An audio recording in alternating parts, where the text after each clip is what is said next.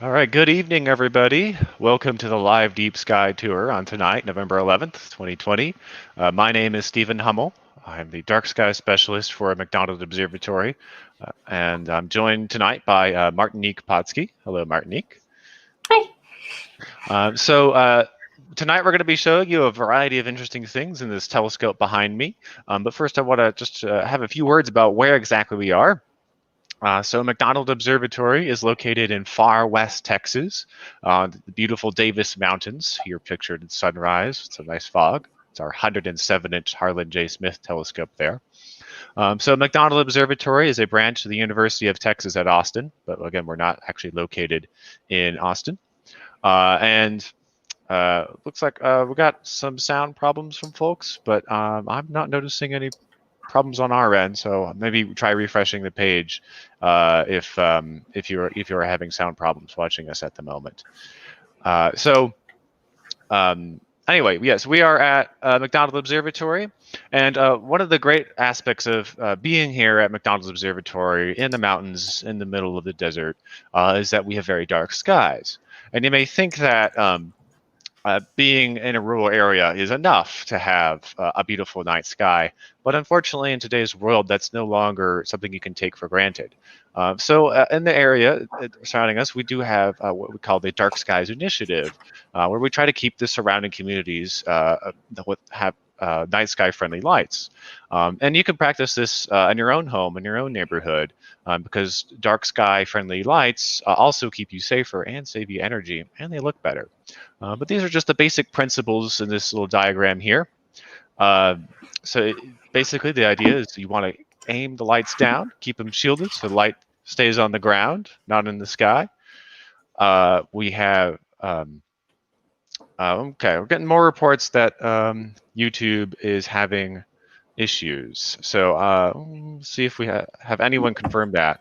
I'm not seeing us on my video on my phone. Okay. So okay. Interesting. So we are seeing the comments. We are seeing them. We are streaming. So let's see what we can do to try to fix this. Oh. Okay. Oh, sorry, y'all. It's only been 3 minutes. Well, Rachel, our colleague, says that Twitter's working on it, but okay. Well, Twitter's aware. Interesting. Okay. Why don't we? I'm not sure if we should keep going or not. What do you think? Right. We can see the comments. Yeah. I'm gonna pull it up on my device. See.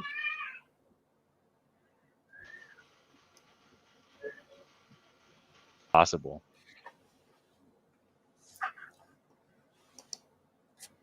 All right. So okay, some people can hear us. So it is working for some people. All right. I'm sorry. I'm sorry about the technical issues there, but I guess we're gonna keep going in that case, and hopefully that this will be recorded so that other people can join us later on. Okay. So sorry about that. Yes, all right. So we are located at McDonald Observatory in far west Texas. Pictured here is a 107-inch telescope here at McDonald Observatory. And I'll go ahead and do this part again. So we are well known for our dark skies here in West Texas, but it's not just the fact that we're in a rural area that makes us dark. We also actively try to curtail light pollution in the surrounding areas. And you can practice this at home in your neighborhood as well, because better lighting is better for everyone. It's a win-win. So these are the basic principles of dark sky lighting. Shield the lights and aim them down. Use a more amber color of light, and use only as much light as necessary. And if you're not using the light, why have it on at all? You might as well turn it off and save some energy. Martinique, I'm going to transfer it now to you and let you introduce yourself. Well, hello, everyone. I hope most of you are hearing and seeing us again. Twitter knew that we were not working before we did. That's fascinating. My name is Martinique Pautzke. I'm going to be co-hosting with Stephen tonight. I live and work at the McDonald Observatory. I work at the Visitor Center. I do public programs and education programs. If you know any teachers, have them get in touch. In the chat today, we have a number of moderators helping to answer your questions. So if something crosses your mind as we go, please drop it in the chat. They'll either answer it for you or maybe save it for us. And at the end, we'll take a little more time to answer those questions for you. So drop them in as we go. All right. Okay, so tonight I'm going to be using this telescope, which is right behind me. It is a 16-inch telescope. Here's a picture of it taken in a little more light, just a little more. It's if you are a telescope nerd, the description is in the specifics of the telescope are in the comments or in the description of this video. But again, it is a 16-inch telescope. That's its aperture. And tonight we're going to be using a monochrome camera because it is more sensitive. If you've tuned into previous ones, we sometimes use a color camera, and the color camera is nice, but the monochrome one is far more sensitive, allows us to see fainter things. We're going to be looking at some pretty faint galaxies and fuzzy things tonight. So that's the one I have chosen to use for tonight. And tonight we are going to be observing some galaxies, including an object in our Milky Way, as well as some of our neighboring galaxies, what we call the local group. So while I'm going to get this telescope set up for you to see some neat stuff, I'm going to turn it back over to Martinique. All right, y'all. Some of you are still seeing us, so we're going to be pressing on here. I'm going to be talking about what we see when we look up in the sky. We see, there we go, the Milky Way. Now, this is the first galaxy we're going to talk about. I'm going to let you guess why. We live here. And when we look up in the sky in a very dark place, it looks like this cloudy river. And it's not clouds. What you're seeing is the glow of light from hundreds of billions of stars. And what defines a galaxy? Let's define that for you. A galaxy is a system of millions or billions, hundreds of billions of stars together with gas and dust, and it's all held together gravitationally. Let's unpack that a little bit. Just step it back a little bit. You can relate to our solar system, right? We're on Earth, we're orbiting around the sun. Well, our sun, along with hundreds of billions of other stars and their planets, are all in orbit together. That is the Milky Way, a huge system, hundreds of billions of stars. How big is the Milky Way? Well, the Milky Way is very big. I'm going to tell you in light years. The Milky Way is 100,000 light years across. And I know some of you understand the light year concept. It took me a while to get the light year thing. It's the distance that light will travel in a year. And it travels 186,000 miles per second. So in a year, it travels almost 6 trillion miles. So 6 trillion miles is 1 light year, and the Milky Way is about 100,000 light years across. In the view there, you're just seeing a quick picture of the courthouse in Fort Davis. If any of y'all have visited, you might have seen that. Stephen, you got something to show us? Yes, I do. All right. So our first target tonight is going to be an object that's in the Milky Way. It is known as the Iris Nebula, and here it is live from the telescope behind me. So the Iris Nebula is, well, it's named that after the plant, after the flower, the iris, and you can kind of sort of see some resemblance, but it'll make even more sense in a moment when I show you a color picture. But this is a cloud of gas and dust. And let me try to increase the contrast to maybe bring it out a little more, maybe a little too much. Do that again. There we go.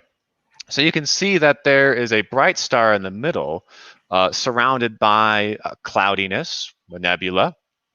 And you can see that there's also an absence of stars on the right as well as on the left.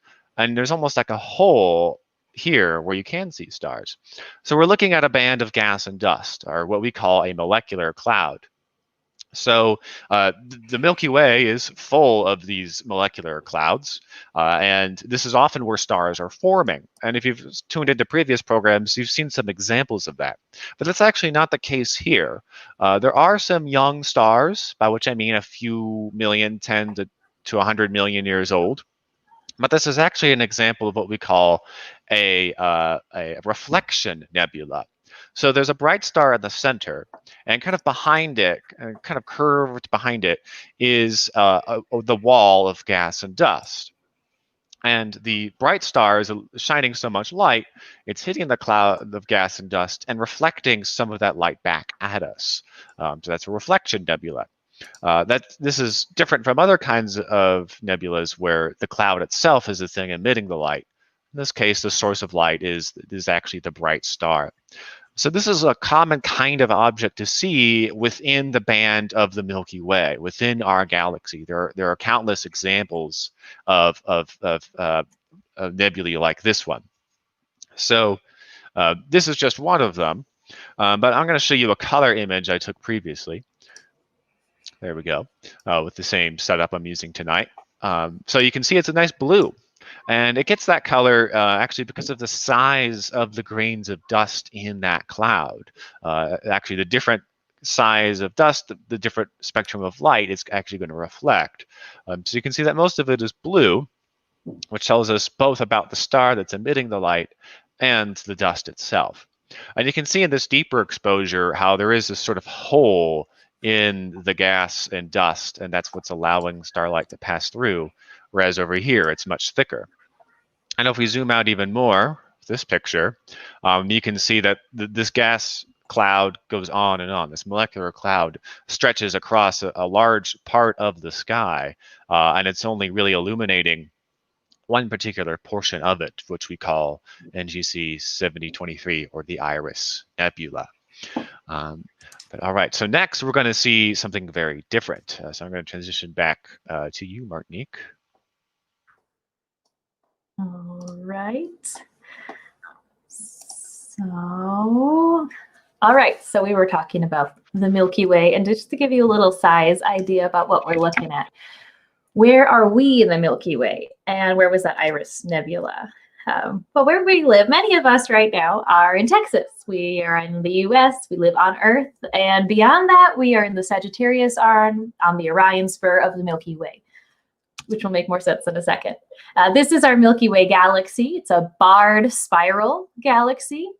And you can see with just another click here, we are about 3/4 of the way out from the center.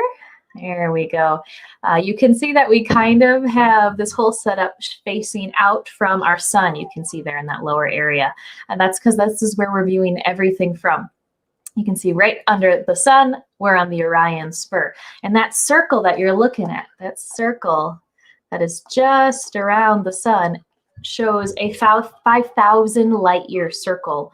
So the Iris Nebula is really close within us, right there. And that's just our galaxy, 100,000 light years across.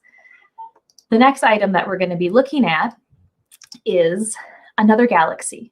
Outside our galaxy, the Andromeda Galaxy is another huge galaxy, hundreds of billions of stars. And you can see this object up in the sky without a telescope. You need a nice dark sky.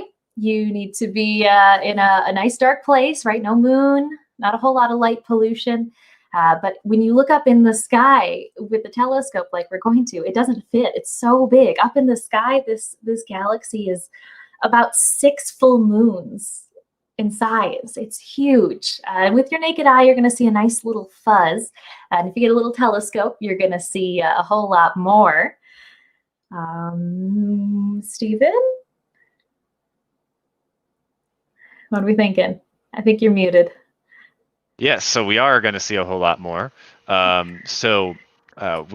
going to switch to our live view here of the Andromeda Galaxy.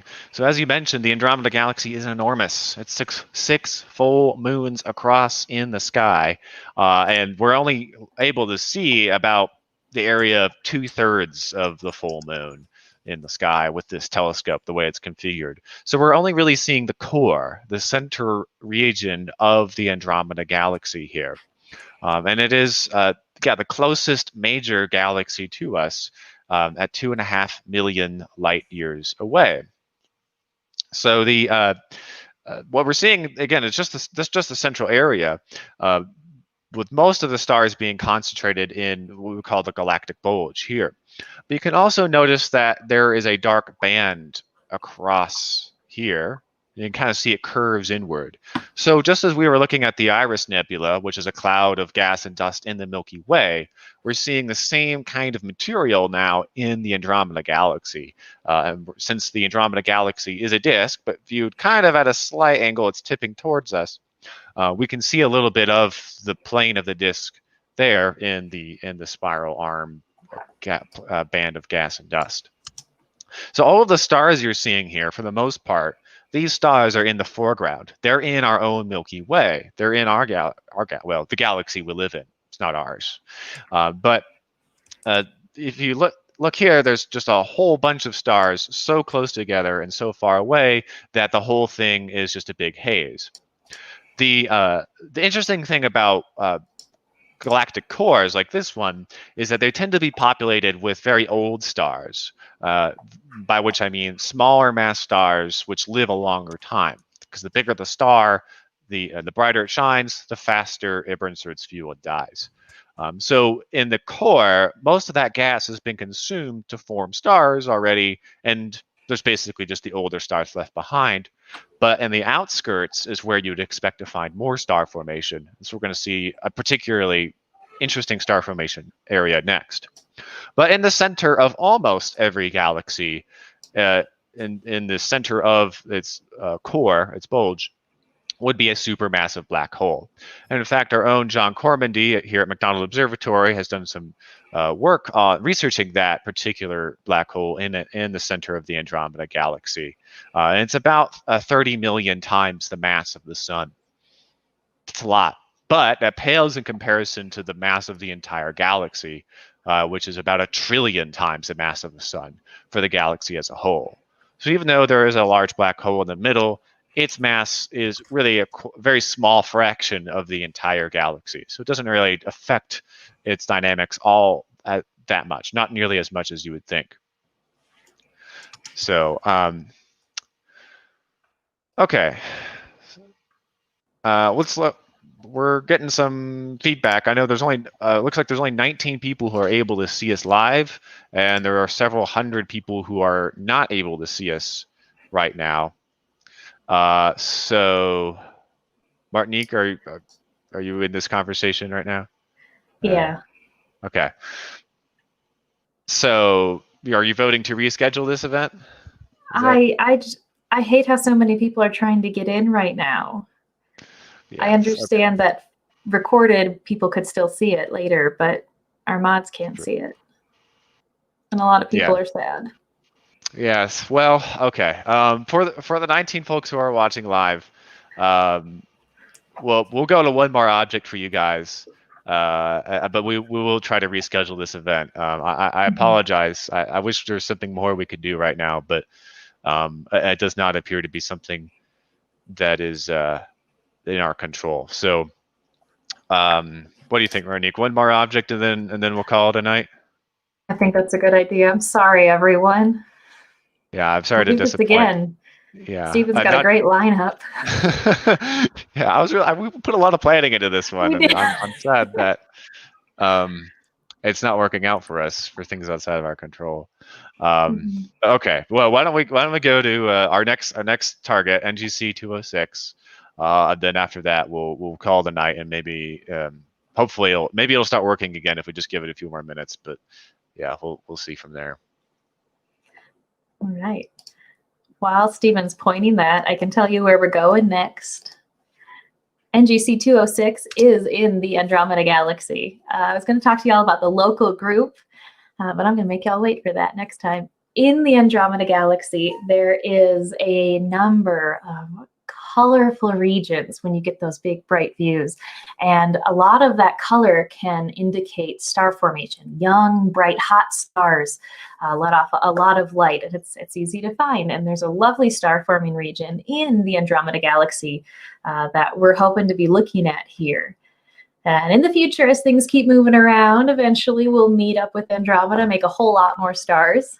But at this point, they're still, like, what were they, 4.5 billion light years away? We're a little ways out before we'll get there. 2.5 million, yeah. 2.5 million.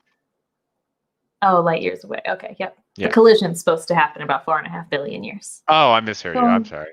No, that's okay. I don't think I said it right either. Light years. Years. Somebody's asking where the observatory is located. We are in far west Texas. And I know Texans, a lot of people think that West Texas is everything west of like Austin. And that's the strangest thing because it's a 6-hour drive for me to get to Austin. So far west Texas. We're still, 3 hours southeast of El Paso, in a very dark area on a mountaintop, right near Fort Davis. Yeah. All right. All right. So, yeah. So you mentioned star formation there. I don't know if you had shown those. Maybe we'll show those slides later. But yeah, we're gonna show NGC 206 at the moment. So this is a area of intense star formation within the Andromeda Galaxy. As a matter of fact, this is one of the few areas in another galaxy that you can actually resolve individual stars. So most of the bright stars are in the foreground in the Milky Way. These lines will go away here in just a moment. There it goes. But the stars you're seeing in this region, those are stars within Andromeda. And to see an individual star that is 2.5 million light years away is no easy feat. For the most part, that's not possible with amateur equipment.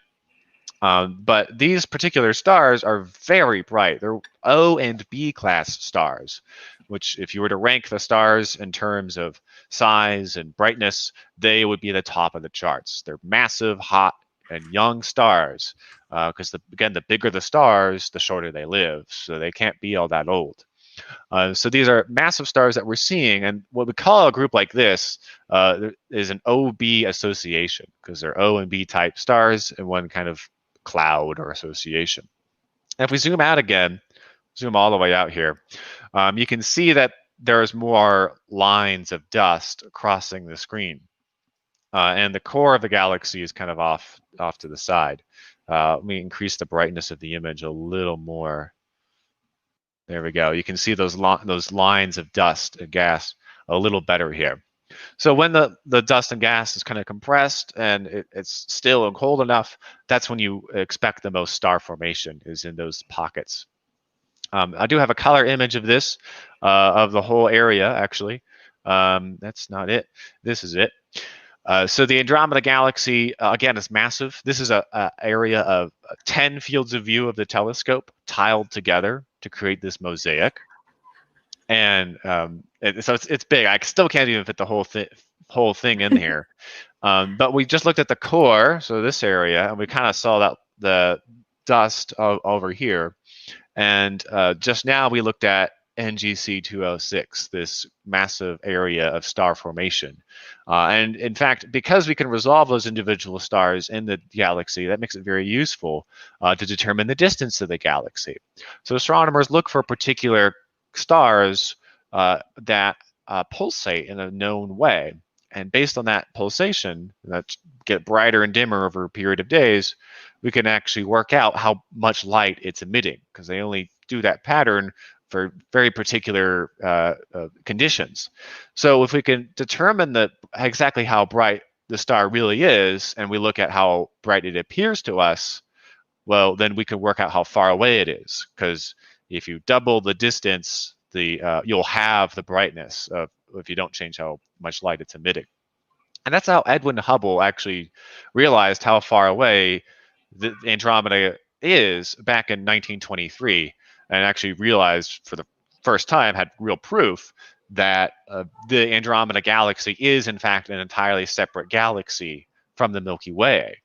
Because before that, there was debate about whether or not the Milky Way was basically everything, and then these objects were just what they called spiral nebulae, or if they were, in fact, entirely separate systems. And now we realize, of course, it's the latter, and that the Milky Way is one of these thousands of other, actually trillions of other galaxies in the universe. But here's a close-up of NGC 206 in color, with those bright stars in blue, and that's what you would expect from a massive star, to be more blue in color, as well as those lines of dust and gas.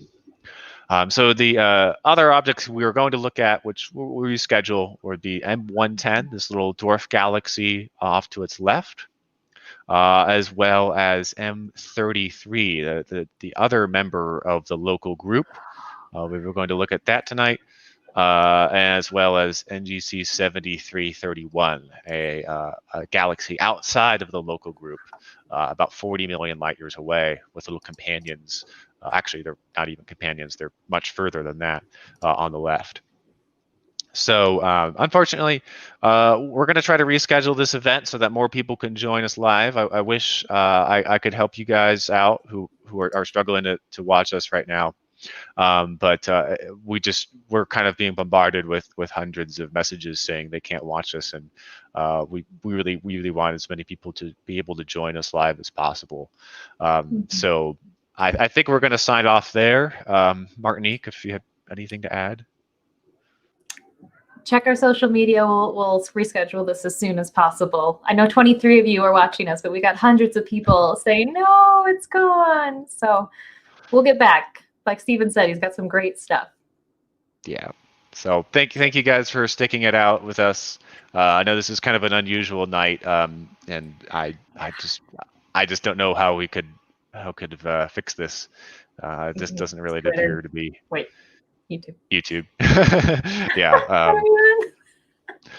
The almighty YouTube gods have spoken. So yeah. Unfortunately. All right, y'all. Everybody, clear skies. Take care, and thanks for tuning in and sticking with us.